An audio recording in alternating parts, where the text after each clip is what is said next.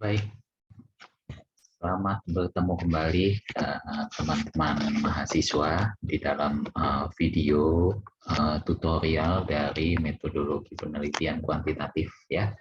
Akhirnya kita sampai kepada pengunjung video. Apa pengunjung video coba? Penghujung video maksudnya. Jadi video terakhir gitu ya. Jadi saya katakan ini adalah video terakhir. Kenapa? Karena video ini akan berbicara tentang data penelitian dan bagaimana cara menyajikan laporannya, begitu ya. Nah, jadi teman-teman seperti yang sudah saya ungkapkan bahwa kita mendapatkan kemudahan, yaitu kemarin linknya ternyata sudah kesebar dan sudah dibantu disebar dan kita sudah dapat data. Nah, datanya itu saya pisah-pisah. Jadi seperti itu ya. Jadi saya belah-belah sesuai dengan kebutuhan dari kelompok. Jadi misalnya kelompok satu meneliti variabel A dan variabel B, maka saya hanya membagi variabel A dan variabel B saja beserta beberapa data demografi yang saya sempat tanyakan gitu ya, yang umum semua orang bisa pakai gitu ya. Nah, itu prinsipnya seperti itu, teman-teman sekalian ya. Nah, sedangkan variabel C, D dan segala macam itu tidak diterima oleh kelompok satu. Nah, diterimanya oleh kelompok yang lain gitu ya. Nah, saya pada kesempatan kali ini saya akan coba memberikan penglihatan ya datanya. Nah, datanya seperti ini, teman-teman sekalian ya. Nah, jadi ini datanya nih, teman-teman ya. Jadi apa namanya? Tuh, variabelnya banyak ya. Gitu ya. Nah, ini variabelnya banyak sekali. Nah, jadi misalnya contoh, saya akan memberikan variabel ini ya, ini pos negatif segala macam, ini adalah variabel SWB nih, positif affect, negatif affect, global life satisfaction gitu ya. Nah, yang meneliti variabel SWB ya, saya akan bagikan variabel tersebut gitu ya. Saya akan bagikan jawaban-jawaban ini saya akan copy ke foldernya kelompok tersebut gitu ya. Nah, demikian juga kalau dia menelitinya terus ada ini nih, ini regulasi emosi nih ya, RE. Jadi saya kasih keterangan RE.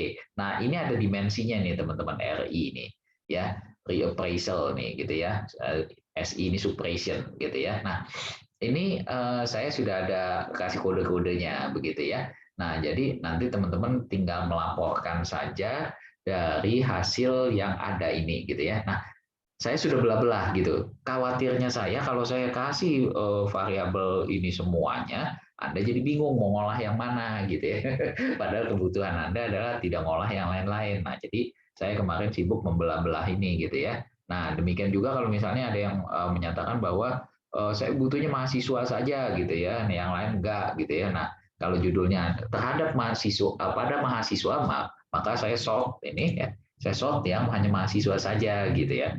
Saya hanya mahasiswa saja yang saya ambil jawabannya gitu ya. Malah ada lagi yang ini nih, nonton drakor gitu ya. Nah, kalau ada kelompok yang nonton drakor nih misalnya gitu ya, nah maka saya hanya mengambil yang nonton drakor saja, yang enggak jawabannya ini enggak saya ambil gitu ya. Nah, jadi saya belah-belah gitu ya, sesuai dengan kebutuhan kelompok gitu ya. Nah, sehingga misalnya sebagai contoh saja, saya mengambil ada satu kelompok ya. Nah, ini misalnya ya, ini misalnya saja. Ini ada kelompok dari salah satu dari kelas G maupun kelas I. Kebetulan kalau tadi master table-nya saya berikan contoh, ini master table kelas G gitu ya. Ini misalnya bekerja, otomatis nggak di IPK gitu ya. Gitu ya. Nah, itu dia. Oke, nah modelnya seperti ini ya. Nah, kemudian saya ambil yang contoh kelompoknya yang udah saya bagi-bagi, itu adalah kelompoknya dari kelas I gitu ya. Ini supaya seimbang.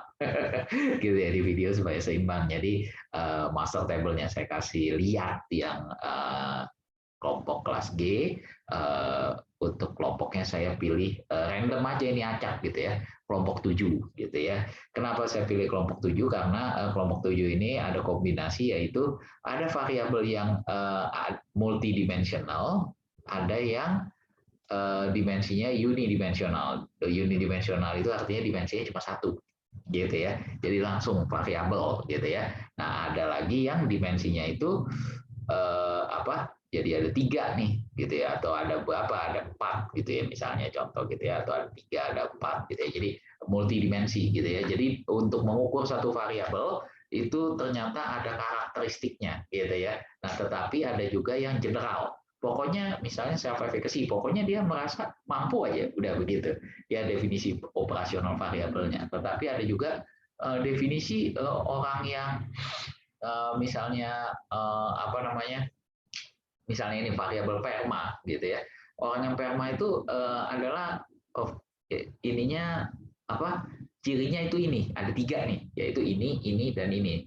Setelah ini digabung baru dia jadi perma. Nah, misalnya contoh seperti itu ya. Nah, ini adalah contoh dari yang multidimensional. Otomatis karena ini video, saya memberikan contoh kalau yang multidimensional bagaimana cara ngolahnya, kalau yang unidimensional bagaimana cara ngolahnya gitu ya. Jadi semuanya kalau ada variabel yang unidimensional, oh cara ngolahnya begini, multidimensional, oh cara ngolahnya seperti ini gitu ya. Oke, baik teman-teman sekalian. Nah, di video tutorial kali ini saya akan membagikan bagaimana cara mengolah datanya, begitu ya. Oke, sebagian besar sudah dipelajari di statistika. Hanya satu bagian yang Anda belum pelajari di statistika, yaitu uji validitas dan reliabilitas dari alat ukur. Jadi, dulu kalau di kelas statistika, kalau teman-teman ingat dari video-video yang kita bagikan, gitu, pada saat itu juga termasuk saya yang mengajar mata kuliah statistika, itu langsung dapat hasil total, gitu ya, hasil total. Nah, padahal untuk mendapatkan hasil total tersebut, begitu diolah pakai metode statistika, itu sebenarnya teman-teman kebayang ini adalah yang modelnya seperti ini nih, gitu ya. Ini data mentahnya. Nah, tapi kita waktu pas di kelas statistika langsung dapat ujungnya saja, gitu, langsung dapat data data apa namanya data totalnya, total dari variabelnya gitu. Padahal untuk melakukan penotalan dari variabel, yang pertama kita harus uji dulu validitas dan reliabilitas dari alat ukurnya. Validitas itu prinsipnya adalah mengukur apa yang hendak diukur, yaitu variabelnya. Reliabilitas itu adalah hasilnya itu apakah dia konsisten atau dia stable gitu ya, stabilitas gitu ya. Nah, untuk dalam hal apa namanya konsisten untuk hasilnya, jadi bisa dipercaya gitu ya. Nah, konsisten kan itu konsepnya adalah dapat dipercaya. Oh, ini benar nih ngukur variabel ini gitu ya. Nah, itu dapat dipercaya gitu ya. Hasilnya tidak diragukan gitu ya. Nah, itu konsisten gitu. Seperti ketika Anda bertanya, apakah kok Erik itu apa namanya selalu dia kalau ngajar pakai batik, kalaupun dia rekaman dia pakai batik. Nah, kalau di setiap video saya memakai batik, maka orang percaya bahwa saya batikan terus, gitu ya. Kalau ngajar pasti batikan terus, gitu ya. Nah, itu konsepnya seperti itu, gitu ya. Jadi percaya nggak kalau Ko Erik berbatik? Percaya, gitu ya. Kalau ngajar dia pasti pakai batik, gitu ya. Karena di setiap videonya kita lihat konsisten, gitu ya. Nah, jadi kita percaya karena konsistensi tersebut. Nah, alat ukur juga seperti itu. Apakah dia hasilnya konsisten? Nah, ukuran konsisten atau enggak nanti kita akan jelaskan di video ini. Angkanya harus berapa, tolak ukurnya apa, kemudian validitas juga begitu. Betul nggak sih validitas ini mengukur apa yang hendak diukur, dalam hal ini misalnya variabel yang diberi contoh di sini, resiliensi, misalnya RS, gitu ya. Resiliensi, benar nggak sih mengukur resiliensi gitu ya? Nah, untuk mengukur resiliensi, maka ada tuh indikator validitas gitu ya. Berapa angka validitasnya segala macam. Nah, yang saya ajarkan ini adalah cara yang paling simpel. Sebetulnya cara ini sudah agak ditinggalkan di teori psikometri modern. Nah, tapi nanti pelajari sendiri ya di psikometri ya. Ini adalah cara yang paling umum masih dipakai oleh berbagai perguruan tinggi gitu ya. Walaupun ini sebetulnya di dunia psikometri modern cara validitas dan reliabilitas ini terutama validitasnya sudah tidak begitu banyak digunakan lagi gitu ya. Tapi kalau jurnalnya masih jurnal dalam negeri gitu ya, itu masih digunakan gitu ya. Walaupun caranya udah nggak begitu disarankan gitu ya. Cara yang saya ajarkan ini gitu ya. Cara yang saya ajarkan ini validitas itu masih menggunakan korelasi butir dengan total gitu ya. Prinsipnya seperti itu. Nah, cara itu sudah tidak digunakan lagi. Nah, cara yang digunakan adalah menggunakan analisis faktor. Apa itu analisis faktor? Silakan pelajari sendiri di psikometrika. Gitu ya. Nah, nanti teman-teman pelajari sendiri. Nah, gitu ya. Oke, belum waktunya sekarang. Gitu ya. Saya hanya menjelaskan cara pakai aja langsung sekarang. Oke, baik teman-teman. Langkah yang pertama tadi adalah berarti uji validitas dan reliabilitas dulu dari alat ukur. Kita cek apakah ini betul mengukur apa yang hendak diukur dan reliable, hasilnya dapat dipercaya, gitu ya. Dapat dipercaya dalam artian hasilnya itu konsisten. Diukur sekarang itu hasilnya betul, diukur nanti hasilnya juga betul, gitu ya. Nah, itu prinsipnya konsisten, gitu ya, konsisten. Jadi hasilnya dapat dipercaya, gitu ya. Konsepnya seperti itu. Nah, setelah hasilnya konsisten dan juga valid, gitu ya, baru kita melakukan penotalan data supaya kita dapat nilai total dari variabel tersebut. Jadi misalnya di sini resiliensi, kita dapat resiliensi, gitu ya. Nah, setelah dapat total variabel, baru kita uji hipotesis, gitu ya. Uji hipotesis kita sesuai dengan hipotesis penelitian kita gitu. Tetapi sebelum hipotesis penelitian bercabang lagi kalau masih ingat statistika. Statistik itu dibagi ada dua, yaitu parametrik dan non parametrik, tergantung data. Kalau datanya itu sesuai dengan syarat-syarat parametrik, yaitu data normal, linier dan segala macam gitu ya, maka itu menggunakan statistik parametrik. Kalau datanya tidak sesuai dengan statistik parametrik, maka harus menggunakan non parametrik gitu ya. Jadi yang nggak pakai syarat, nggak usah syarat normal, nggak usah syarat linier segala macam, nggak usah gitu ya. Nah, ini dua ini bercabang ini karena uji hipotesisnya beda. Kalau misalnya parametrik, misalnya judul penelitiannya hubungan antara X dan Y gitu ya. Oh, datanya normal, dua variabel. X dan Y-nya normal, distribusi datanya normal gitu ya. Saya tidak perlu menjelaskan lagi tentang distribusi normal itu artinya apa, gitu ya. Saya anggap di statistika sudah terima, gitu ya. Nah, distribusi datanya normal. Nah, berarti bagaimana nih ceritanya? Kalau distribusi datanya normal, maka kita korelasi menggunakan Pearson, gitu ya. Dulu di kelas statistika. Tapi kalau korelasi datanya tidak normal distribusinya, tidak berbentuk kurva normal, maka korelasinya menggunakan korelasi Spearman. Misalnya contoh seperti itu. Jadi ada perbedaan cara. Nah, itu konsepnya seperti itu. Nah, setelah sudah diolah nanti dilaporkan. Nah, hasilnya setelah dilaporkan nanti disimpulkan dan diberi saran dan dikasih referensi, gitu ya. Nah, prinsipnya seperti itu teman-teman yang akan kita uraikan di dalam video ini. Baik, supaya tidak berlama-lama, saya akan menjelaskan yang pertama, step pertama dulu tentang uji validitas dan reliabilitas dari alat ukur, gitu ya. Oke, nah jadi yang pertama kita uji validitas dan reliabilitas dulu, gitu ya. Nah, uji validitas dan reliabilitas ya tergantung kita lihat dulu teman-teman di sini konstruk dari variabelnya atau bentuk dari variabelnya. Kalau bentuk dari variabelnya adalah seperti ini, tuh, ini ada dimensinya nih. Oh, ini ada perma 1, perma 2, perma 3. Oh, berarti ada dimensinya nih gitu ya. Demikian juga dengan yang misalnya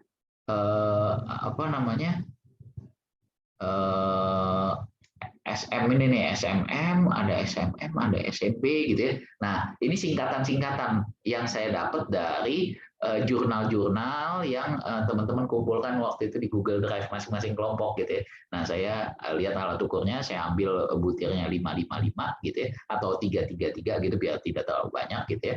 Nah, saya ambil yang paling bagus menurut saya gitu ya. Nah, kemudian saya sebar gitu ya. Nah, modelnya seperti itu teman-teman sekalian. Nah, jadi kalau ada yang ada dimensinya begini atau yang kayak resiliensi begini, berarti dia cuma satu, gitu ya. Nah, konsepnya seperti itu teman-teman. Nah, kita akan lihat bagaimana ininya.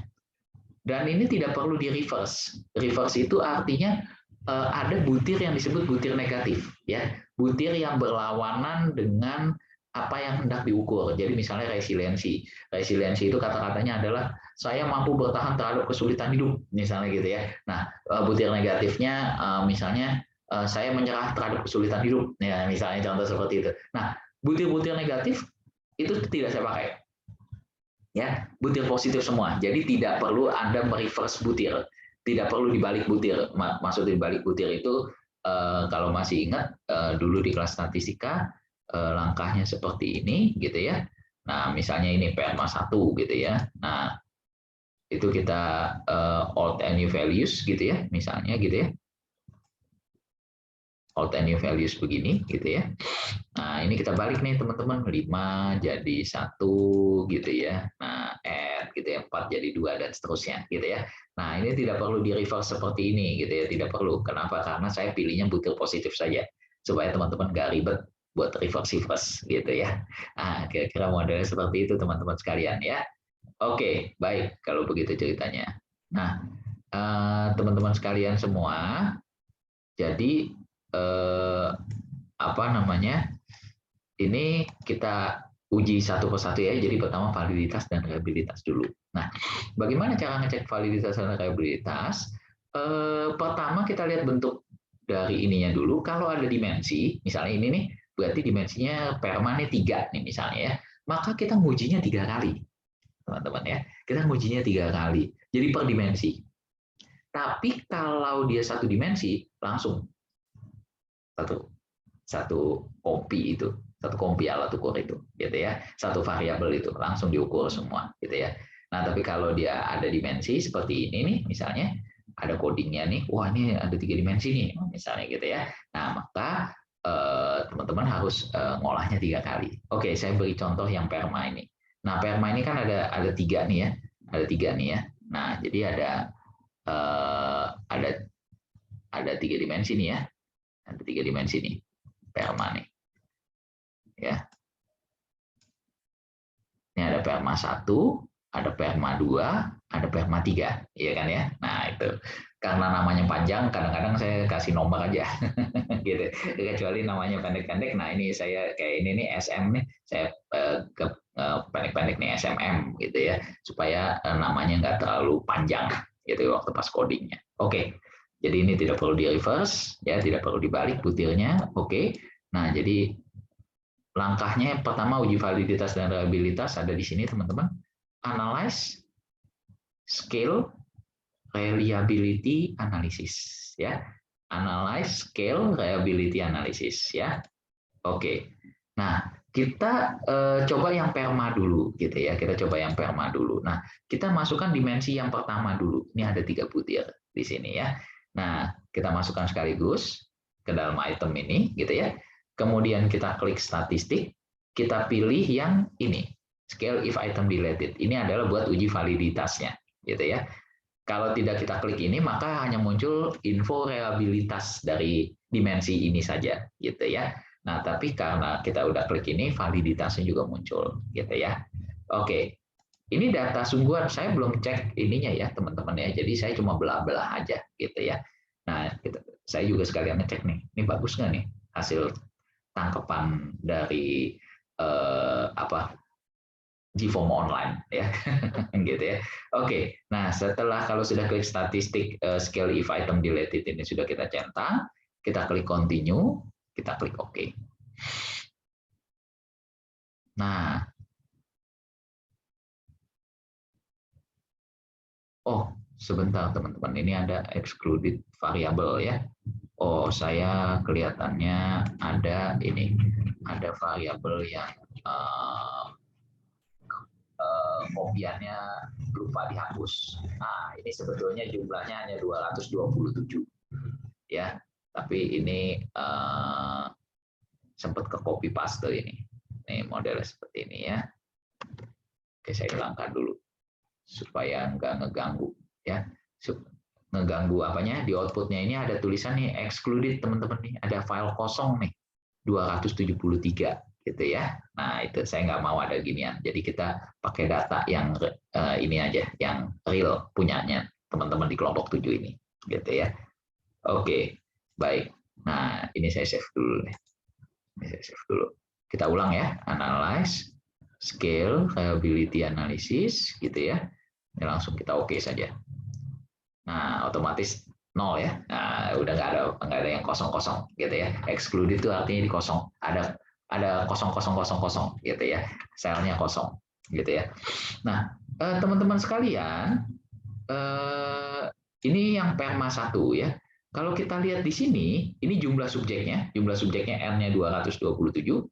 Nah, reliability statistik ini adalah info tentang reliabilitas, info tentang konsistensi ya.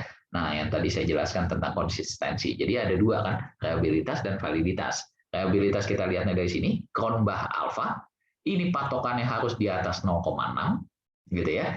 Nah, kalau validitas itu per butir, kita ngelihatnya per butir dari dimensi tersebut gitu ya. Kalau nggak ada dimensi berarti langsung keseluruhan dari variabel gitu ya. Jadi maksudnya langsung segrup gitu di satu variabel misalnya ada 10 butir ya udah 10 butir aja langsung gitu ya. Tapi tetap kita lihatnya per item. Nah, lihatnya adalah dari sini angka corrected item total correlation. Jadi korelasi antara item dengan total gitu ya. Nah, itu prinsipnya seperti itu. Jadi ini prinsipnya korelasi. Nah, ini patokannya harus di atas 0,2. Jadi kalau validitas yang kotak ini harus di atas 0,2, kalau yang Cronbach alpha ini harus di atas 0,6. Gitu ya. Nah, dua-dua ini sudah terpenuhi, artinya sudah reliable dan juga valid gitu ya untuk perma dimensi yang pertama. Jadi ini saya kasih judul saja di sini supaya teman-teman nggak bingung ini yang perma 1 ya. Misalnya saya kasih contoh judul begitu, perma 1 gitu ya. Nah, itu ya, jadi perma 1 gitu ya. Oke, kita lanjutkan perma 2. Langkahnya sama, teman-teman. Langkahnya sama gitu ya. Kita riset saja. Nah, langkahnya sama ya. Perma 2 ya sekarang ya, perma 2. 3 butir lagi ya. Ini karena jumlahnya banyak, jadi makanya saya ambil 3 butir aja gitu ya. Klik statistik, centang ini kembali, continue, klik OK. Ini perma 2.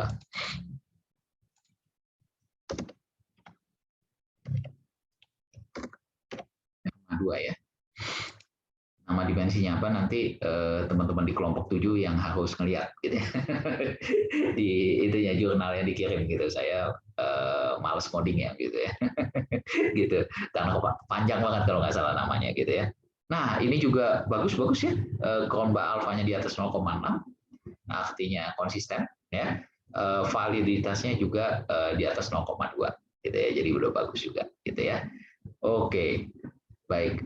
Ini kalau begini enak nih, butir langsung lolos gitu. Kalau nggak, soalnya kalau di bawah 0,2 teman-teman harus buang gitu ya, harus dibuang butir ya, gitu ya. Oke, kita ke langkah ketiga, gitu ya.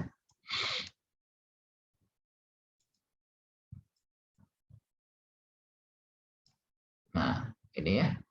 Oh, ternyata dia ada 4 dimensi ya. Oh. Oke, klik statistik ini scale if item related, continue, oke. Nah, ini ya. Ini perma 3 sama ya, nilainya valid dan reliable. Perma 3 ya, valid dan reliable ya. Kita lakukan sekali lagi. Jadi tergantung bentuk teorinya ya, bentuk alat ukurnya ya. Oh, ternyata ada lagi. Permanya ada berapa nih dimensinya nih? Oh, ini dimensi 4 ya. Oke, ini kita centang sudah. Oke. Wah, kalau ini agak jelek nih. Nah, dimensi keempat nih kelihatannya nggak boleh dipakai dulu nih ya. Oke, kita skip dulu. Kita skip dulu dimensi kelima ya. Namanya juga kita baru ngambil data pertama kali ya begini nih. Itemnya kan juga kita pilih-pilih aja gitu ya. Oke, perma 5 coba kita lihat perma 5. Nah, perma 5. Nah, kebetulan perma 5 ini juga jelek nih, teman-teman ya. Perma 5 nih, Cronbach alfanya kurang bagus. Validitasnya yang ketiga ini kurang bagus gitu ya. Oke, ini perma 5 ya.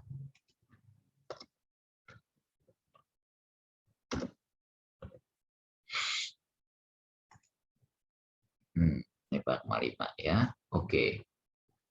Nah, kalau kurang bagus begini, maka kita kalau masih bisa butirnya kita buang, maka cara buang butirnya seperti ini teman-teman. Jadi kita kembalikan ke asal, gitu ya. Jadi tadinya kan di sini nih, nah kita balikin ke sini lagi, gitu. Terus kita klik OK lagi. Nah otomatis Cronbar alfanya jadi meningkat dan validitasnya juga meningkat, gitu ya. Kalau perma 4 yang tadi tuh saya lihat tuh begini-begini dia nih. Gitu ya. Sehingga apa namanya jadinya agak ngaco kalau kita buang dan ininya juga nggak berkorelasi semua nih gitu ya. Nah, nanti terpaksa kalau seperti ini kasus khusus nggak apa-apa karena kita baru latihan meneliti gitu ya. Jadi langsung kita total aja dulu semuanya gitu ya. Sesuai dengan sesuai dengan alat ukur yang ada, data yang ada gitu ya. Oke. Nah, kemudian skill ability analysis lagi gitu ya. Kita riset lagi. Nah, ini perma 6. Gitu ya. Oke. Kita centang lagi.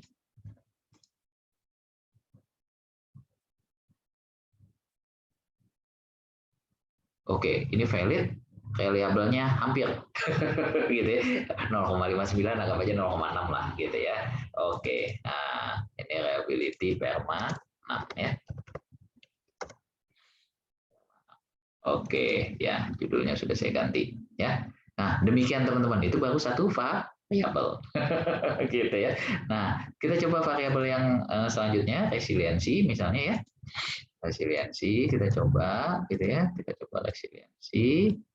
Nah, resiliensi ini kebetulan unidimensional, variabelnya cuma langsung nggak ada dimensi gitu ya. Langsung dianggap general resiliensi gitu ya, yang saya ambil di sini ya dari teorinya gitu ya. Jadi langsung nih empat-empatnya gitu ya, statistik, scale of item deleted gitu ya. Langsung kita klik OK. Nah, ini langsung valid semua ya dan reliable ya satu variabel. Nah, kalau variabel begini enak nih bentuknya. Gitu ya. Oke. Nah, ini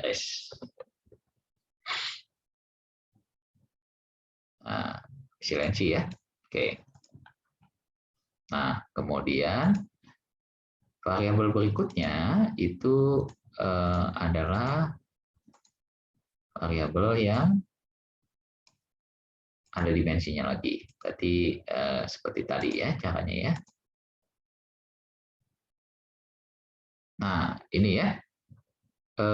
Ini kebetulan ada yang nggak valid nih ya. Ada yang 0,000 ini. Nah, berarti kita buang ya butirnya ya. Kita buang butir nomor SMM nomor 4 gitu ya. Ini bagus nih teman-teman. Ada yang butir begini-begini. Jadi kita tahu nih. Oh iya, kalau ada butir dibuang, teman-teman boleh tulis di sini biar teman-teman tahu. DLN butir ya. Kita klik OK aja. Nah, jadi otomatis yang kepake 3 ini aja. Ya. Oke, ini SMM ya.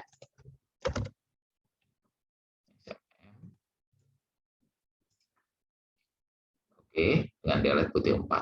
Oke, baik. Nah, selanjutnya kita coba lagi. Set ya. SMB ya. SMB. Statistik, scale if item deleted, continue, oke. Nah, ini kembali lagi. Nah, ini kebetulan menarik nih. Ini ada kasus-kasus yang begini nih. Nah, kalau ada yang minus, ada yang plus, ini kan sama-sama di bawah 0,2 nih teman-teman ya. Nih, ya. Nah, maka yang dibuang itu yang minus dulu gitu. Jadi dibuang satu persatu mulai dari yang paling kecil gitu ya. Nah, jadi seperti ini nih, buang satu dulu ya. Buang SMB 1 ya. Apalagi kalau dia minus, buang yang satu gitu ya. Nah, kita tulis di sini delete satu. Otomatis Cronbar alfanya meningkat ya. sama yang SMB 4 ya. Nah, apa-apa tersisa 2 butir. Sisa 2 butir ya. Ini seperti ini ya. Valid banget. Gitu ya. Dan reliable ini adalah SMB ya. SMB ya. Oke. Baik teman-teman sekalian ya. Nah, setelah kita sudah dapat seperti ini, teman-teman ya, maka langkah kedua adalah kita membuat nilai total dari variabel ya, membuat nilai total dari variabel. Ini yang nanti mau kita korelasi atau regresi misalnya atau apa gitu ya. Nah, ini yang kita lakukan gitu ya. Oke.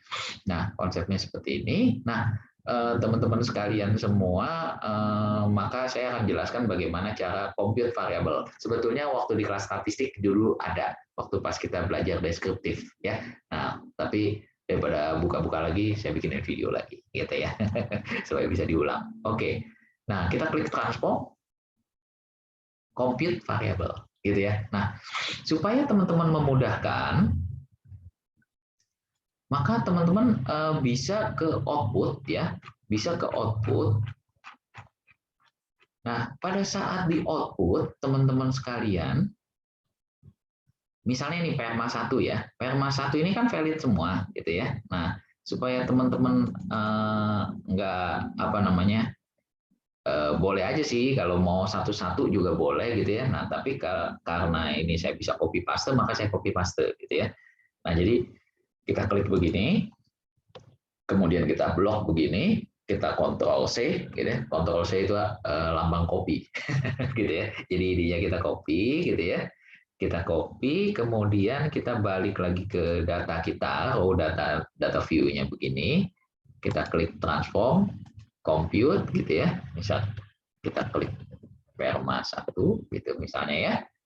Nah, ini saya ajarkan seperti ini ya cara bentuknya, ya. Untuk total variabelnya, kurung buka kurung tutup ini yang di sini diklik gitu ya. Kemudian kita Ctrl V, itu adalah paste. Ctrl V ya. Nah ini kita tinggal klik tanda tambah, dibagi jumlah butirnya, yaitu 1, 2, 3. Nah berarti dibagi 3, gitu ya. Nah ketika kita klik OK, maka nanti dia akan muncul total variabel. Dimensi, kebetulan kalau perma ini ada dimensinya ya, jadi total dimensinya dulu dari variabel ini gitu ya. Nah ini dimensinya teman-teman ya, ini baru perma 1. Lakukan yang selanjutnya perma 2 dan perma 3 sampai perma 6 gitu ya. Nah kita tinggal lihat dari outputnya tadi ya, kita tinggal lihat outputnya tadi gitu ya. Saya kasih contoh 2 variabel saja dulu ya, 2 dimensinya dulu gitu ya, 2 dimensinya. Yang lain bisa diolah gitu. Ini kebetulan saya dimensinya banyak nih, gitu ya. Nah, saya kasih contoh 2 dimensi saja, ya. Saya kasih contoh 2 dimensi saja. Kita klik copy, gitu ya. Transform, compute variable, kita reset, perma 2 ya. Tutup begini lagi, Ctrl V ya. Kita tambah dibagi jumlah butirnya lagi 3 gitu ya. Nah kalau yang seperti tadi ada butir yang kebuang gitu ya, ada butir yang kebuang, maka teman-teman notalnya butir yang setelah sudah dibuang gitu ya. Nah jadi saya kasih contoh yang tadi sudah. Nah ini ya, ini nilai totalnya ya. Saya kasih contoh yang tadi ada dimensi yang kebuang butirnya ya. Perma 3 ini kan kebetulan nggak kebuang. Saya total aja deh semuanya deh. Saya totalin deh semuanya deh ya. Biar teman-teman jelas ya. Oke, perma 3 ya. Jangan tanggung-tanggung kalau ngasih contoh ya. Riset ya. Sesuai teorinya permanya ada 6, berarti saya harus total 6 kali gitu ya. Ini yang kerjain, itu bukan saya. Gitu ya. Oke. Jadi tambah bagi 3 ya. Oke. lanjut perma 4. Nah, perma 4 ini karena tadi ada kasus begini, nggak apa-apa kita tambahin aja ininya ya. Namanya juga data baru ini. Nggak apa-apa. Suka begini memang. Karena ini pengalaman pertama kita menyebarkan alat ukur. Udah gitu kan ini alat ukurnya banyak nih. Gitu. Jadi siapa tahu orangnya mabuk ngerjainnya. Gitu. Jadi wajar kalau ada dimensi yang nggak konsisten seperti ini. Gitu ya. Oke, ini terpaksa kita tambah bagi 3 ya.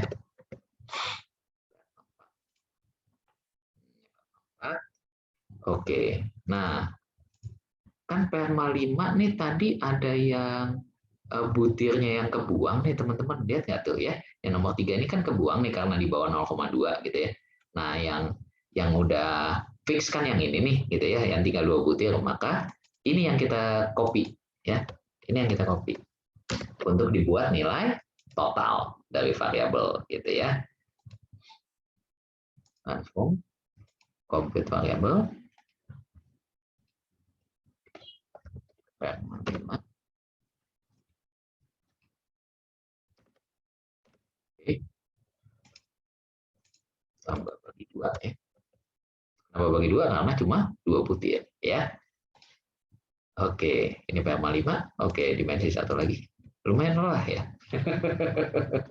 Gitu. Ininya oke. Compute perma 6 ya. Jadi dia menguji validitas dan reliabilitas 6 kali, notalnya juga 6 kali gitu. Bahkan 7 sebetulnya. Sama total permanya nanti gitu ya. Total dari variabelnya gitu ya. Oke. Nah, teman-teman sudah bisa lihat di sini sudah ada 6 nilai dimensi dari perma gitu ya. Nah, kita buat total satu lagi yaitu total variabel perma ya. Total variabel perma ya, perma misalnya begitu ya. Oke. Nah, dari mana itu totalnya? Totalnya adalah dari dimensinya. Dimensi 1 ditambah dimensi 2 ditambah dimensi 3 ditambah dimensi 4 tambah dimensi 5 tambah dimensi 6 gitu ya. Dibagi 6 karena jumlah dimensinya 6 gitu ya. Kita klik OK. Nah, inilah teman-teman namanya total perma. Ini baru satu variabel. Kebetulan di sini ada 3 variabel ya. Nah, berarti variabel berikutnya resiliensi. Nah, kalau ini juga langsung kita copy begini ya. Resiliensi langsung jadi ini satu variabel dia ya. Karena dia tidak ada dimensinya. Resiliensi ya. Oke. Langsung ya. Kita kasih tanda tambah, bagi 4. Oke. Dapat. Kalau yang ketiga, nah ini kan juga ada pembuangan butir nih teman-teman ya. Tadi ada yang nggak valid nih ya, SMM gitu ya. Nah kita ambil yang sudah valid semua ya. Jadi yang 3 butir ini yang kita ambil ya. Copy.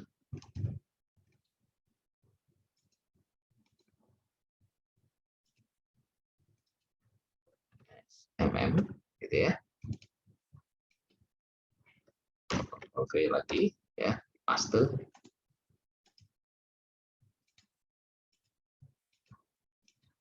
Bagi 3. Oke, ini SMM. Kemudian, nah ini SMB kan juga ada yang butirnya kedilat ya. Ada 2 ya. Berarti kita notalnya yang nomor 2 sama 3 aja gitu ya. Nomor yang 1 dan 4-nya nggak kita total gitu ya. Karena yang valid cuma itu 2 ya. Transform, compute, SMB ya.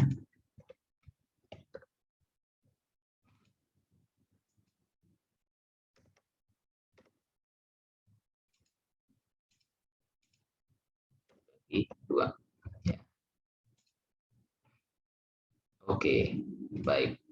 Nah, seperti ini ya, teman-teman ya. Jadi variabelnya itu SMB sama SMM ini harus kita jumlahkan lagi ya. Kita jumlahkan lagi variabelnya yaitu SM misalnya gitu ya.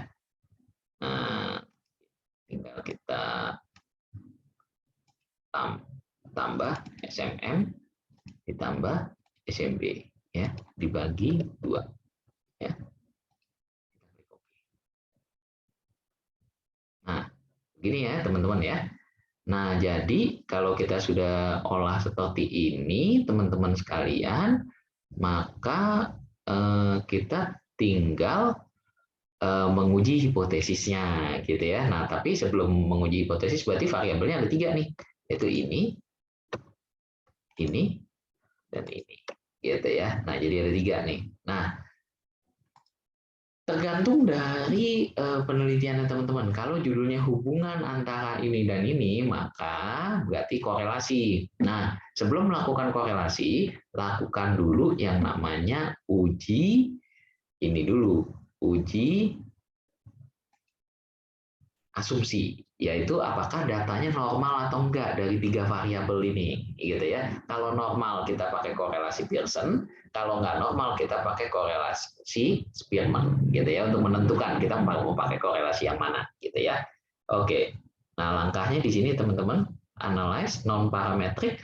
Kalau yang SPSS baru, non parametric test, habis itu legacy dialog, baru one sample KS. Ini saya kebetulan pakai SPSS lama, jadi langkahnya masih langsung one sample KS. Tapi kalau yang SPSS baru, SPSS teman-teman misalnya dia 20 ke atas gitu ya, maka dia langkahnya non parametric test, ini one sample KS gitu ya.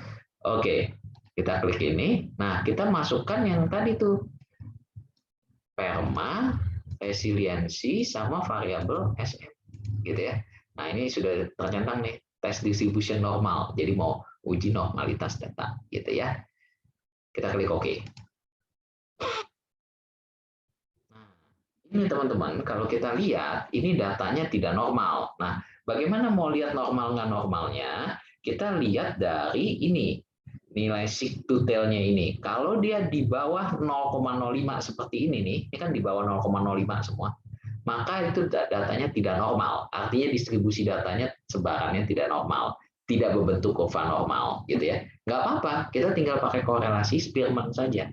Berarti kalau ininya yang bawahnya ini lebih besar dari 0,05, maka itu normal. Distribusi datanya normal. Oleh sebab itu, maka kita misalnya judulnya hubungan antara X dan Y misalnya, nah maka kita pakai korelasi Pearson. Begitu ya teman-teman sekalian ya. Nah, ini karena tidak normal, maka kita pakai korelasinya Spearman. Begitu ya. Oke, berarti kita tinggal klik korelasi.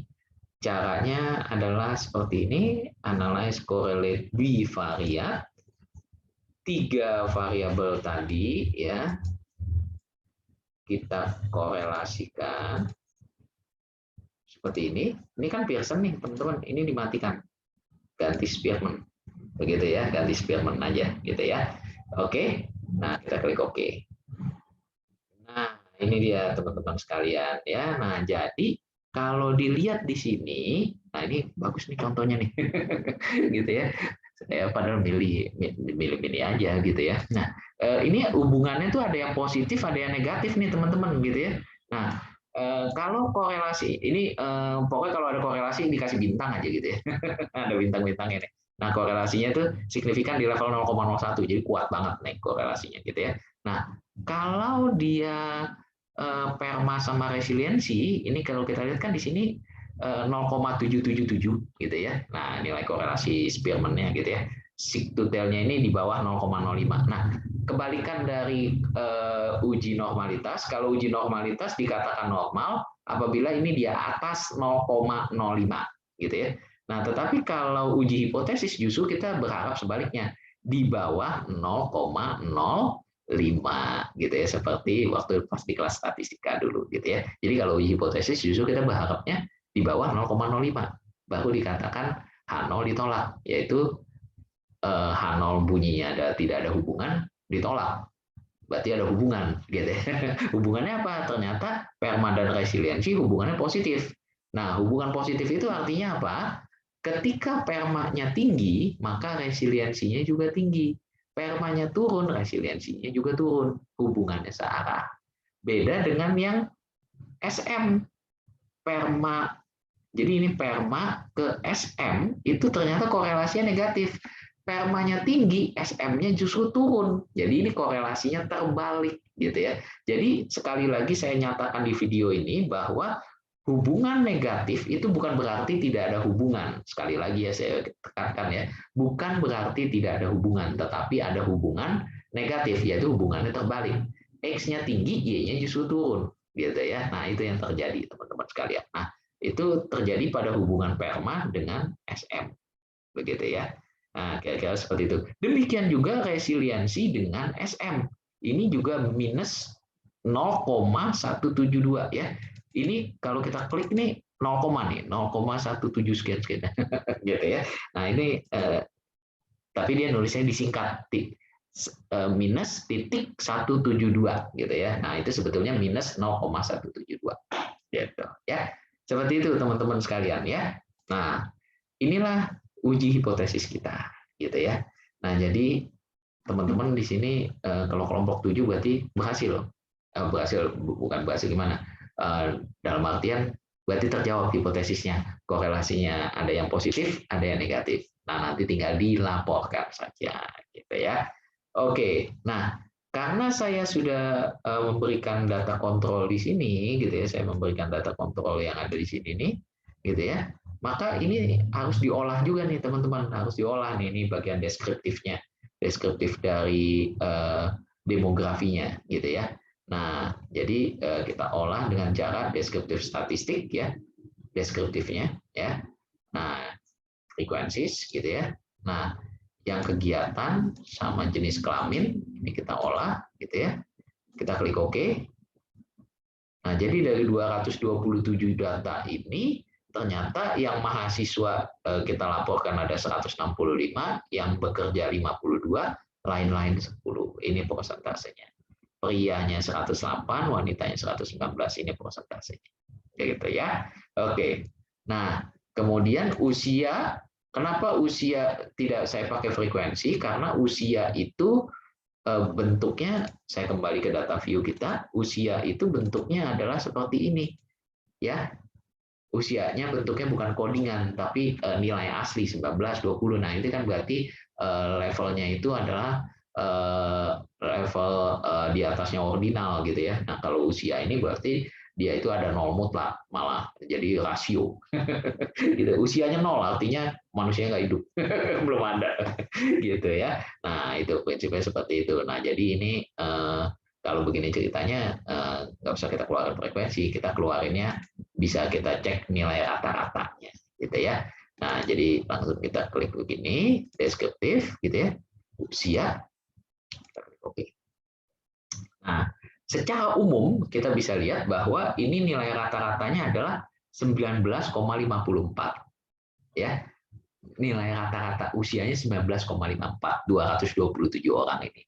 Minimumnya 18, maksimumnya 21, sesuai dengan yang kita canangkan dari awal. Pokoknya kita remaja akhir aja 18 sampai 21 tahun gitu ya. Nah, itu ya. Jadi minimumnya 18, maksimumnya 21, rata-ratanya adalah 200. Dari 227 itu adalah 19 tahunan orang ini ya. 227 ini 19 tahunan kira-kira rata-ratanya kebanyakan.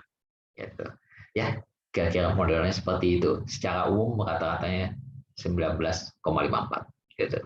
Ya. Oke, prinsipnya seperti itu ya, teman-teman ya. Jadi ini untuk variabel deskriptifnya ya. Jadi kita gambarkan demografinya. Biasanya memang penelitian seperti itu.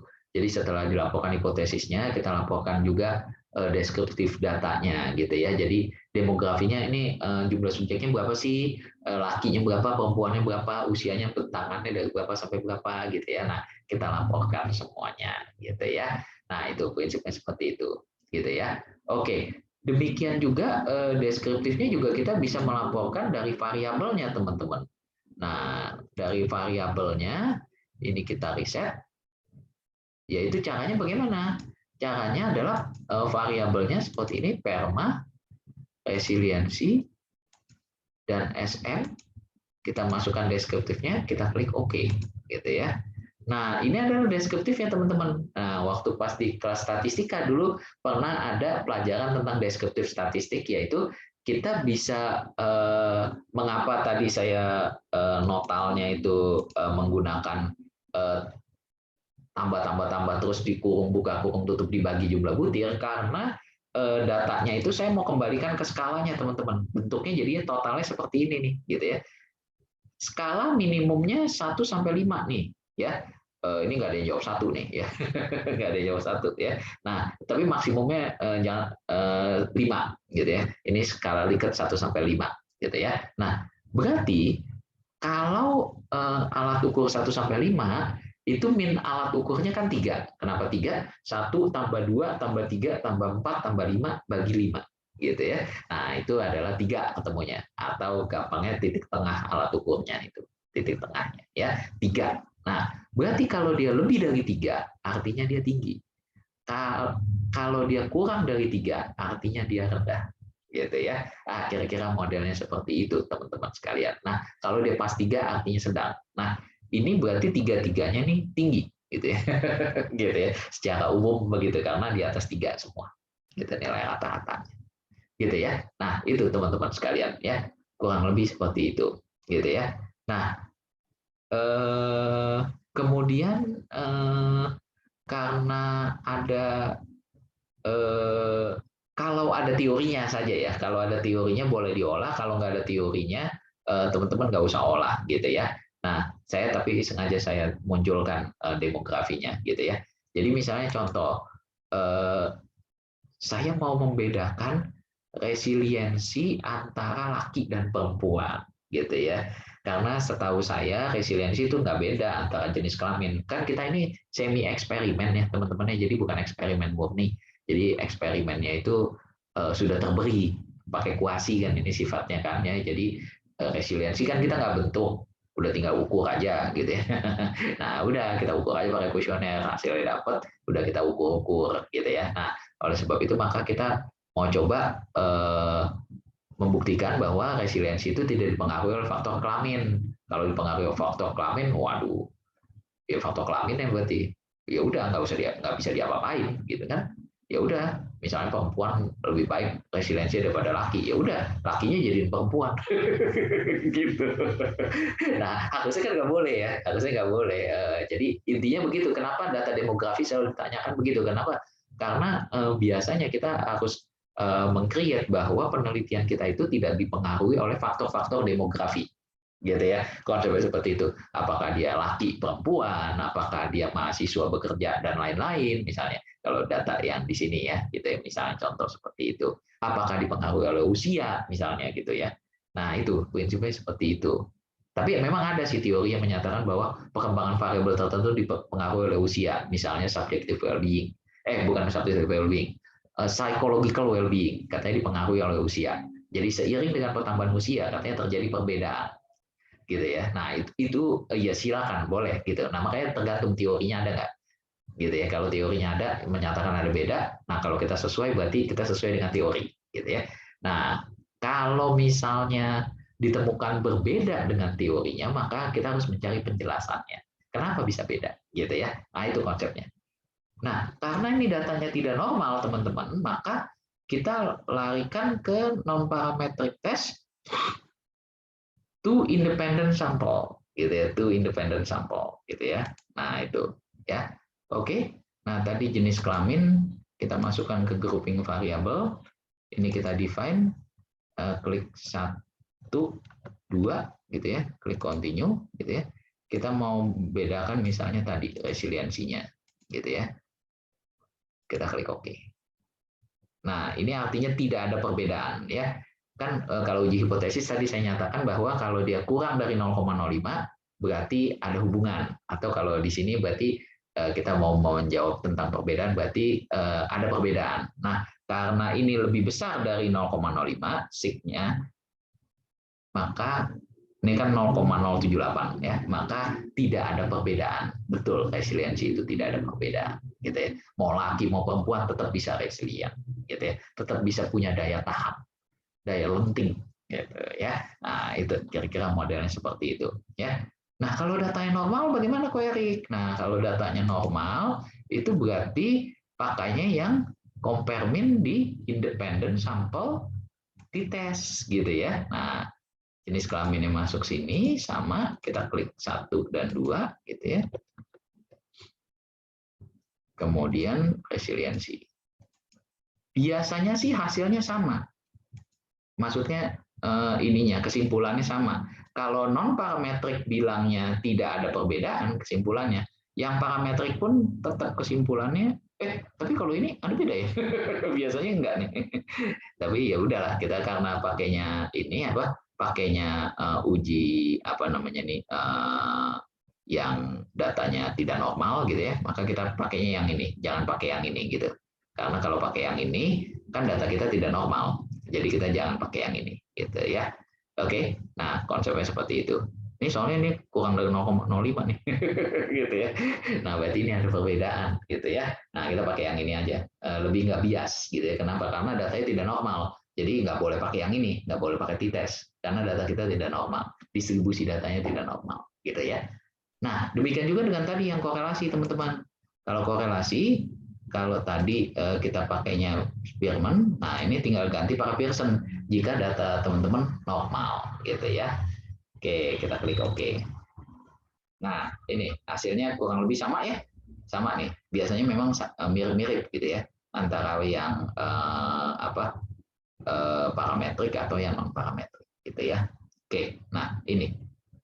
Tapi beda angkanya saja ya, sama-sama itu tadi minus, ini juga minus, ini plus, ini juga plus, ini minus, ini juga minus. Cuma ini bedanya kalau pakai Pearson jadinya nggak ada hubungan nih khusus resiliensi sama SM. Kalau yang pakai Spearman kan tadi ada gitu ya, ada hubungan gitu ya, korelasinya ini lebih kecil daripada pakai yang Spearman punya gitu ya.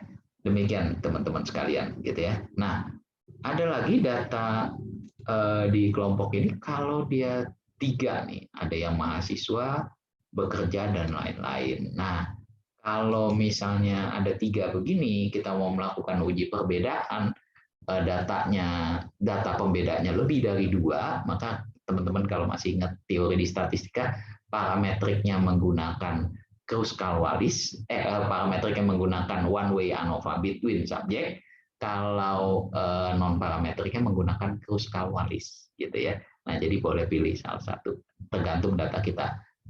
Data variabelnya ternyata tidak normal kan, yang PERMA, resilient, dan SM ini. Karena tidak normal, maka kita lari ke non parametrik, kita gunakan Kruskal-Wallis ya, K independent sample ini. Kalau yang pakai SPSS baru itu non parametrik legacy dialog K independent sample gitu ya, sama aja. Jadi kita cari K independent sample. Misalnya kita tadi resiliensi lagi, resiliensi tes variabelnya di sini. Kemudian tadi kita mau uji berdasarkan apa? Kegiatan ya, kegiatan grouping variabel, define rank-nya, kita klik 1 sampai 3 karena memang codingannya ada 3 kan tadi, mahasiswa, bekerja, dan lain-lain gitu ya. Kita klik OK. Nah, ini kesimpulannya sig-nya lebih besar dari 0,05, artinya tidak ada perbedaan gitu ya. Tidak ada perbedaan. Gitu ya, teman-teman ya. Nah, kalau pakai one way ANOVA sama saja. Nih. Ini one way ANOVA. Kalau datanya normal ya. Kegiatan masuk sini gitu ya, masuk faktor, resiliensi masuk sini. Kemudian kita klik option ini centang 2 ya. Continue, klik OK. Sama ya, teman-teman. Kesimpulannya tidak ada perbedaan ya, karena sig-nya lebih besar dari 0,05 gitu. Biasanya memang seperti itu. Biasanya nggak ada beda yang jauh banget gitu ya. Nah, tapi khusus yang tadi tuh ada tuh. Yang dites tadi ada tuh ya. Yang ini nih gitu. Cuma ini udah nyaris nih, sebetulnya udah nyaris nggak ada beda nih. Udah nyaris nggak ada beda nih. karena 0,041 dikit lagi, gitu ya, dikit lagi, gitu ya, lebih besar dari 0,0 lebih dikit lagi, gitu ya. Nah ini biasanya kesimpulannya nggak ada beda antara yang pakai parametrik atau non parametrik. Di non parametrik lebih besar dari 0,5, 0,05 artinya tidak ada perbedaan. Di sini juga tidak ada perbedaan. Apanya yang tidak ada perbedaan? Resiliensinya ditinjau dari kegiatan sehari-harinya, entah dia mahasiswa, bekerja, ataupun lain-lain, tetap bisa resilient. Buktinya apa? Min-nya tuh tinggi-tinggi semua, gitu, di atas 3 semua, gitu ya. Jadi tetap bisa resilient, gitu. Nah, demikian teman-teman olah datanya. Ini tinggal dilaporkan teman-teman ya, tinggal dilaporkan di format yang nanti sudah saya siapkan, gitu ya, yang sudah saya siapkan teman-teman ya, yang sudah saya siapkan. Nah, saya akan share screen format yang sudah saya siapkan.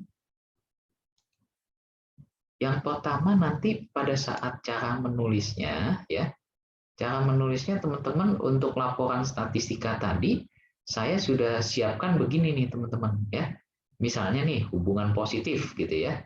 Hubungan positif. Nah, itu dia pakai Pearson atau pakai Spearman nih ya. Nah, ini sudah saya kasih tulisan begini nih.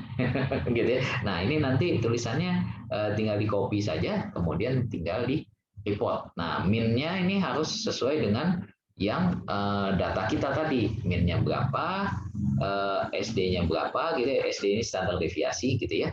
Nah, itu. Nah, kemudian ini R-nya ya, R-nya derajat kebebasannya ini dicantumkan gitu ya. Nah, kemudian ininya nilai R-nya gitu. Nah, yang dimaksud dengan nilai R itu saya beri contoh yang tadi ya. Saya beri contoh yang output SPSS kita tadi. Misalnya korelasi ya. Korelasi tadi itu adalah yang di mana? Korelasi ini ya. Nah, yang dimaksud dengan R itu adalah yang ini, teman-teman. Ini R ya, ini R gitu ya. Ini R gitu ya. Nah, sig-nya P-nya itu tadi kan ada P kurang dari 0,05. Nah, itu adalah yang ininya, yang bawah. Ini P-nya gitu ya.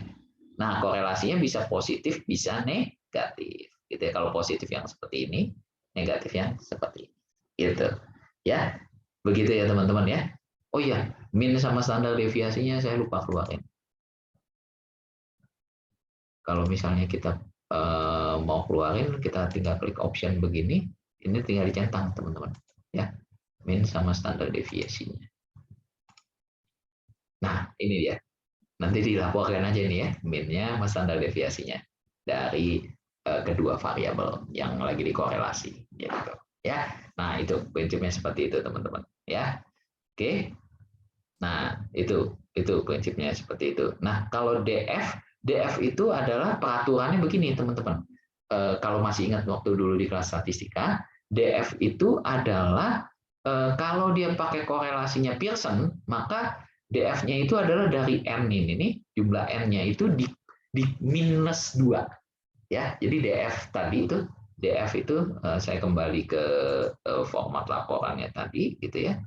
Format laporannya tadi ya. Nah, ini ya. Kan R terus DF nih.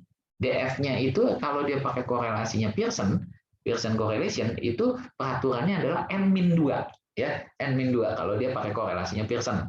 Nah, tergantung datanya teman-teman nanti gitu ya. Kalau dia pakai korelasinya Spearman itu cukup N saja gitu ya. Nah, seperti yang di contoh kita ini gitu ya.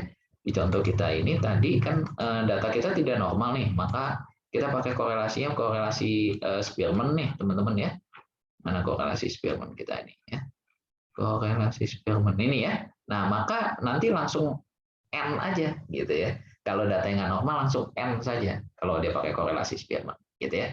Nah, kalau dia pakai korelasi Pearson maka N-2 gitu ya. Karena kalau parameter kan ada syarat mengurangi kebebasan. Jadi M-nya biasanya dikurangin 2 gitu ya. Nah, itu prinsipnya seperti itu. Kenapa kurangin 2? Karena n-1 di kelompok 1, n-1 di kelompok 2. Gitu. Maksudnya di variabel 1 sama variabel 2. Karena korelasi kan ada 2 variabel kan. Variabel 1 dikurangin 1, variabel 2 dikurangin 1. Gitu ya. Nah, tentang derajat kebebasan saya sudah jelaskan di statistika dulu. Apa pengertian? Gitu ya. Nah, itu prinsipnya seperti itu, teman-teman. Ya. Nah, ini template-nya sudah nanti akan saya berikan, teman-teman ya. Saya akan berikan ya. Jadi template yang ini teman-teman ya. Ini nanti akan saya berikan ke teman-teman, nanti tinggal dimasukkan saja ya, tinggal dimasukkan cara cara apa interpretasinya seperti ini gitu ya. Nah, nanti tinggal dimasukkan saja gitu ya. Demikian juga dengan uji-uji beda tadi ya. Kan ada uji beda tuh ya, teman-teman ya. Nih, ada uji beda nih ya. Ini ada uji beda. Nah, ini T-nya DF-nya sama ya, sama N-2 juga gitu ya. Nah, tapi kalau dia menggunakan yang non parametrik gitu ya. Kalau dia menggunakan non parametrik yang ini nih ya. Ini nih. Misalnya pakai man with new gitu ya. Nah, pakai man with new gitu ya. Nah, maka U-nya berapa, P-nya berapa gitu ya. Nah, nggak usah pakai DF gitu ya. Nggak usah pakai DF. Nah, ini cara nulisnya seperti ini, teman-teman sekalian gitu ya. Nah, nanti juga di format yang nanti akan saya bagikan itu nanti juga kalau memungkinkan nanti saya kasih tabel gitu ya. Cara nulisnya nanti juga saya masukin ke sana gitu ya. Kalau nggak butuh tabel juga nggak apa-apa sih sebetulnya gitu ya. Karena dari sini aja sebetulnya udah kelihatan gitu ya. Nah, itu prinsipnya seperti itu. Kalau ada tabel nanti saya kasih contoh tabelnya kayak gimana. Nanti teman-teman tinggal masukin saja angkanya. Gitu ya. Nah, itu prinsipnya seperti itu ya, teman-teman sekalian ya. Oke. Nah, jadi kalau tadi pakai man with new, ada kayak yang pakai man with new tadi yang uji beda kan ada tuh ya. Yang uji beda. Ini ya, man with new ya. Nah, ini ya. U-nya itu yang ini ya. Man with new, U-nya yang ini gitu ya. Nah, P-nya itu adalah yang ini gitu ya. P itu adalah singkatan probability. Kalau di SPSS itu selalunya sig gitu ya. Probability kemungkinan kejadiannya H0 itu P kecil gitu ya. Nah, itu kalau di SPSS dia bilangnya signifikansi gitu ya. Maksudnya signifikansi kemungkinan kejadiannya H0 gitu, sebetulnya sama aja gitu ya. Oke, nah itu prinsipnya seperti itu. Ini U-nya, ini sig-nya gitu ya. Nah, pada prinsipnya seperti itu teman-teman sekalian gitu ya. Nah, kalau dia judulnya peran atau pengaruh teman-teman sekalian ya, maka menggunakan regresi linier ya. Regresi linier ini langkah-langkahnya, analyze regression linear. Nah, tergantung nih. Misalnya variabel IV-nya adalah perma, DV-nya resiliensi, misalnya contoh seperti itu gitu ya. Maka habis itu tinggal kita klik OK saja gitu ya. Nah, hasilnya seperti ini, teman-teman ya. Nah, nanti yang perlu dilaporkan nanti juga ada formatnya. Regresi itu melaporkan apa saja. Biasanya sih R square-nya ini yang dilaporkan. Ini besar pengaruhnya, berarti ini kan titik 650. Berarti kalau dia di persentase jadinya 65% ya. 65,0 gitu ya. Jadi 65% pengaruhnya si perma terhadap resiliensi. Sisanya dipengaruhi oleh faktor lain gitu ya. Jadi ini sama biasanya ininya. T sama signifikansinya gitu ya. Kalau dia dua variabel langsung gitu ya. Kebanyakan kan judul-judul kita kan cuma hubungan antara X dan Y gitu ya. Ada sih yang 3 variabel ada gitu ya. Kalau nggak salah yang ini yang kelompok 7 nih. Nah, 3 variabel. Nah, tapi kan kebanyakan 2 gitu ya. Kalau 2 berarti yang dilaporkan itu adalah ininya sama kalau 2 cukup ini sama ini. Tapi kalau IV-nya ada lebih dari 1 gitu ya, berarti variabelnya 3 gitu ya, maka F-nya perlu dilapor, T-nya juga perlu dilapor. Gitu ya. Kenapa? Karena T-nya nanti ada double 2 gitu. Jadi contohnya seperti ini, teman-teman. Misalnya ini. Misalnya SM ini juga variabel independennya gitu ya. Jadi perma SM mempengaruhi resiliensi. Ini misalnya aja contoh gitu ya. Nah, maka kita klik OK. Nah, ini dia. Jadi kita perlu melaporkan R square, melaporkan F dan signifikansinya. Kenapa? Karena dua variabel itu pengaruhnya signifikan nggak gitu secara umum gitu ya. Nah, secara parsial juga seperti apa gitu ya. Nah, secara parsial ini ternyata pengaruhnya lebih besar PRMA daripada SM gitu ya. Nah, misalnya contoh seperti itu ya. Nah, itu prinsipnya. Nah, seperti itu ya, teman-teman sekalian ya. Nah, jadi Uh, seperti itu dari uraian olah datanya yang saya bisa sampaikan di video kali ini, gitu ya. Nah, kemudian nanti saya akan membagikan teman-teman template ya, template untuk melaporkan ya, template untuk melaporkan, yaitu ini ya. Nah, nanti ini kata-katanya belum saya susun, teman-teman, nanti ini saya susunin. Nah, teman-teman nanti tinggal masukin saja angka-angkanya sesuai dengan hasil penelitiannya teman-teman, masukkan ke sini. Nah, yang menjadi ciri khasnya teman-teman adalah di ini sampai analisis datanya, nah, hasil dan pembahasan gitu ya. Nah, di sini dibahas nih. Nah, dibahas hasilnya seperti apa, disimpul. Dan ini tinggal disimpulkan kesimpulan dan sarannya gitu ya. Nah, hasil dan pembahasan itu kita prinsipnya di sini itu adalah mendiskusikan hasil. Jadi seperti tadi, kalau judul kita adalah hubungan antara X dan Y, maka kita bahas di sini.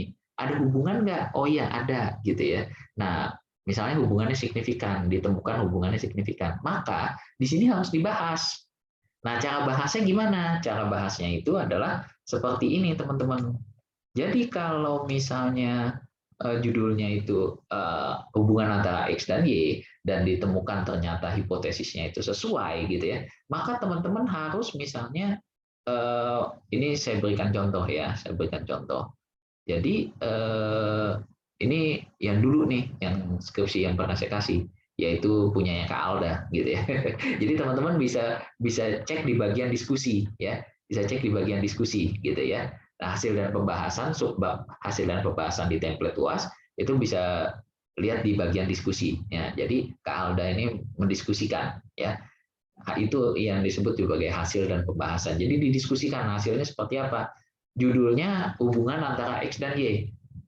Ternyata benar ada hubungan. Nah, kalau begitu teman-teman harus membawa pernyataan yang ada di LBM. Misalnya contohnya adalah pernyataan dari Gilman dan Hubner tahun 2006 yang menyatakan bahwa begini, begini, begini, begini, begini. Jadi harus dijelaskan.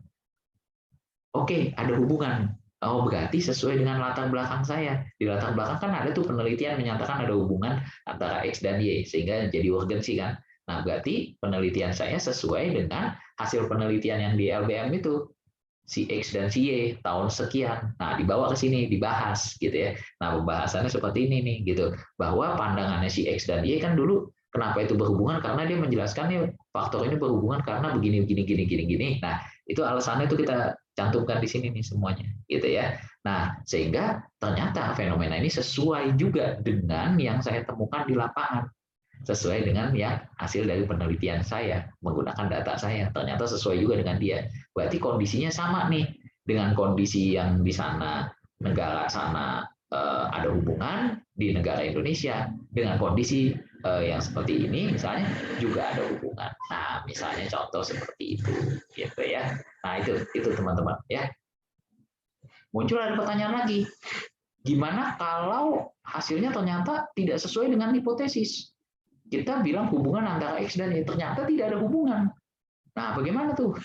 Gitu. Berarti kan di latar belakang udah nggak cocok tuh. Di latar belakang kan kita cerita, oh kondisinya kelihatannya ini ada hubungan.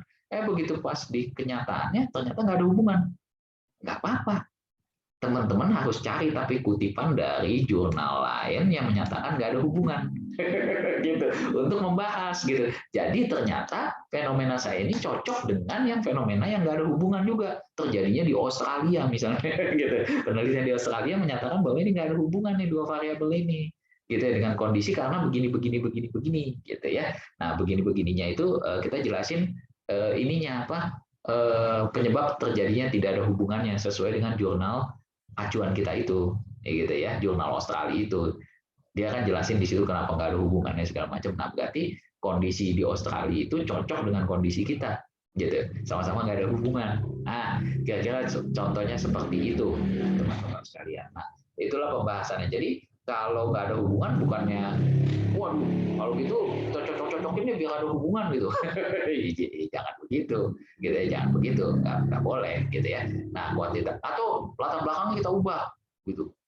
Ya nggak bisa juga, nggak bisa, nggak boleh. Orang kuanti itu nggak boleh ngubah latar belakang. Kalau latar belakangnya itu berarti ketemunya hasil lain harus dijelaskan, gitu, pakai teori lain.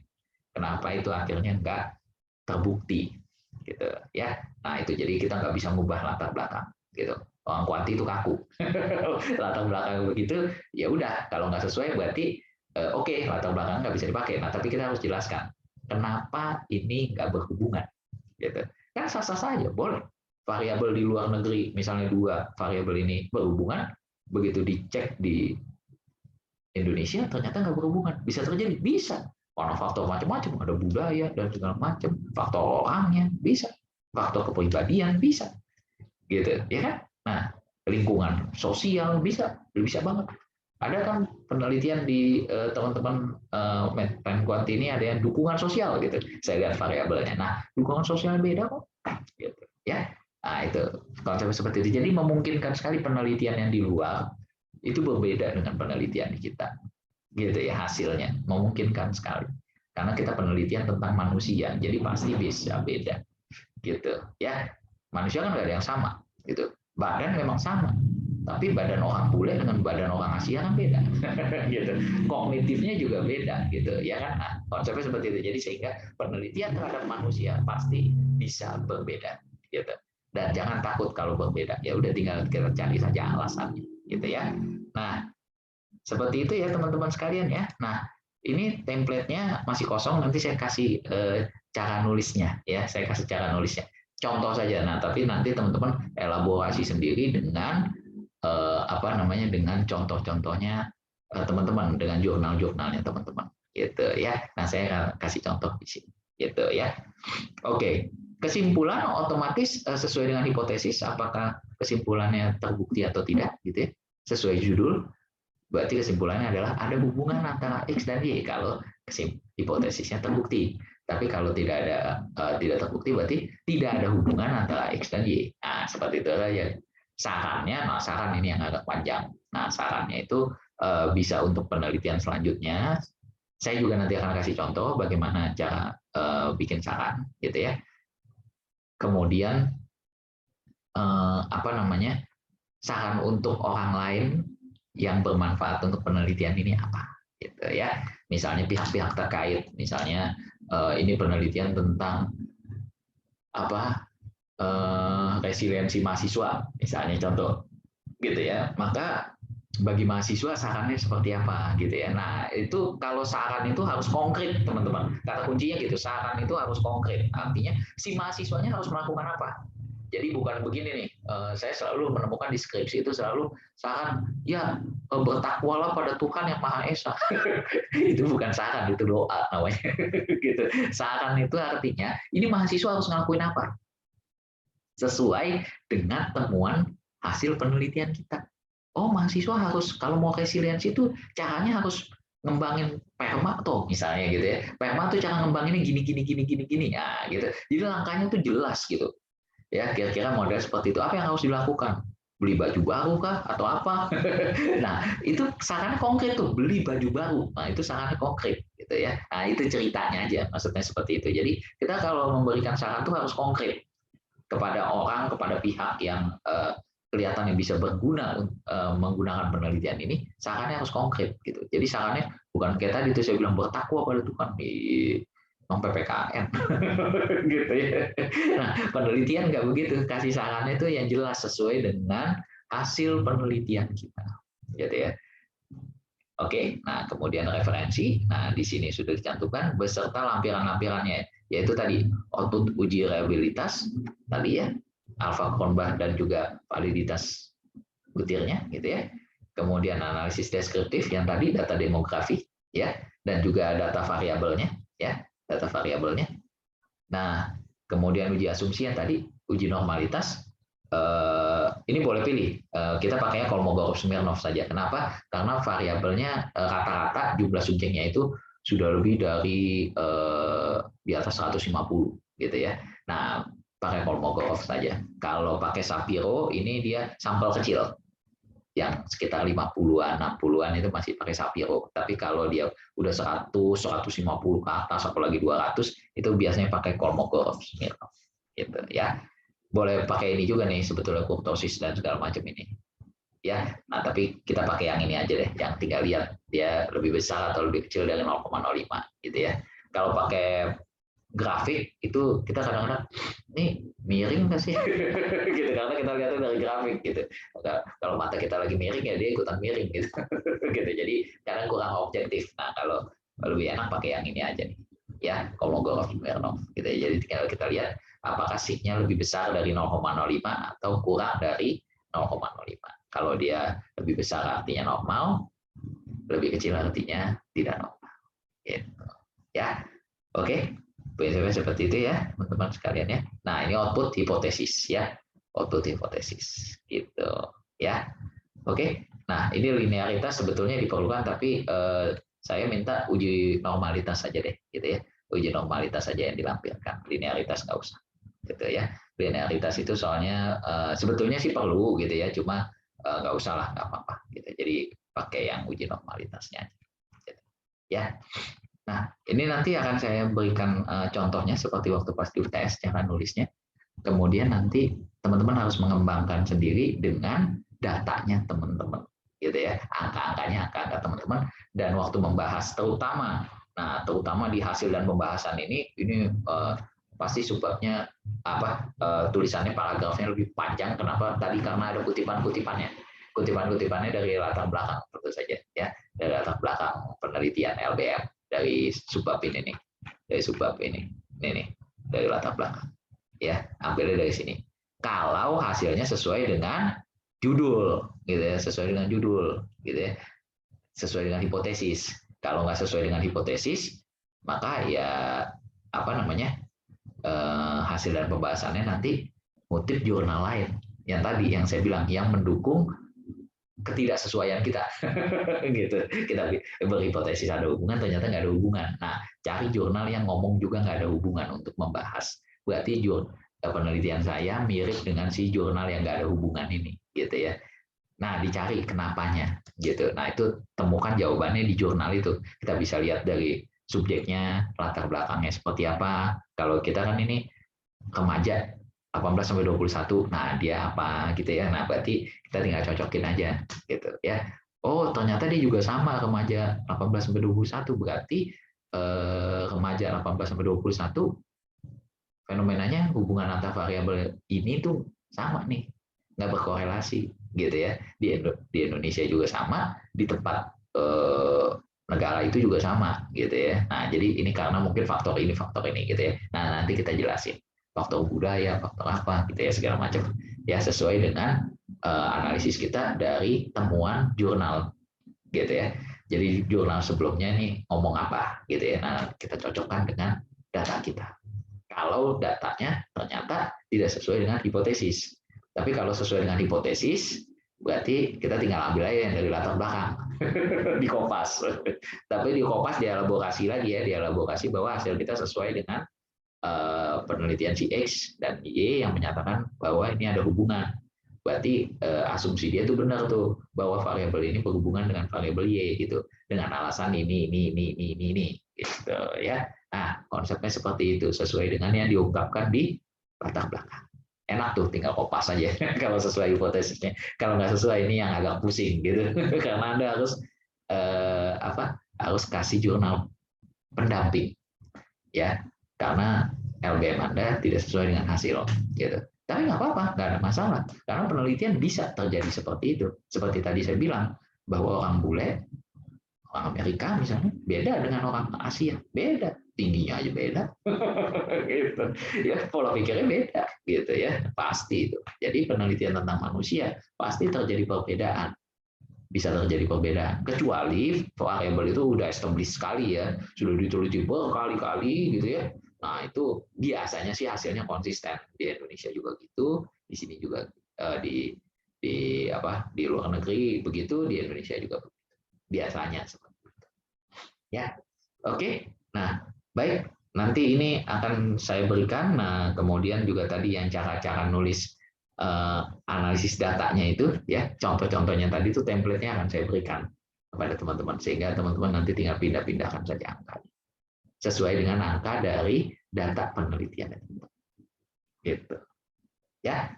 Nah, begitu teman-teman sekalian. Nah, demikian video ini saya sampaikan. Apabila teman-teman membutuhkan kehadiran saya di kelompok-kelompok masing-masing untuk membahas hasilnya segala macam, saya bersedia. Gitu ya. Nah, silakan kontak saya. Kemudian nanti saya akan bergabung di Zoom meeting, di Google Meet ataupun di Teams-nya, teman-teman. Gitu ya. Selamat mengerjakan UAS gitu ya. Semoga bisa lancar semuanya ya. Karena template-nya kan udah saya kasih semua. Tinggal pindah-pindahin aja gitu ya. Oke, baik. Terima kasih semuanya. Selamat bekerja secara berkelompok. Terima kasih.